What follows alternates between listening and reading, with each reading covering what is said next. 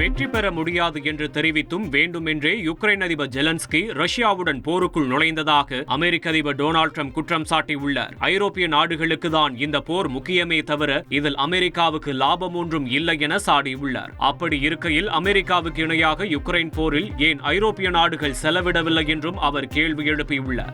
சுற்றிலும் வெண்பஞ்சு குவியல்களாக காட்சியளிக்கும் ஜப்பானின் நீகாட்டா நகரில் கொட்டும் பனிசாரலால் மக்கள் குளிரில் நடுங்குகின்றனர். வழக்கத்திற்கு மாறாக இந்த ஆண்டு கடும் பனிப்பொழிவு நிலவி வரும் நிலையில் அங்கு இயல்பு வாழ்க்கை முற்றிலும் பாதிக்கப்பட்டுள்ளது. சுற்றிலும் பனிக்கட்டிகள் குவிந்து வருவதால் சாலைகள் இருந்த இடம் தெரியாத நிலை ஏற்பட்டுள்ளது.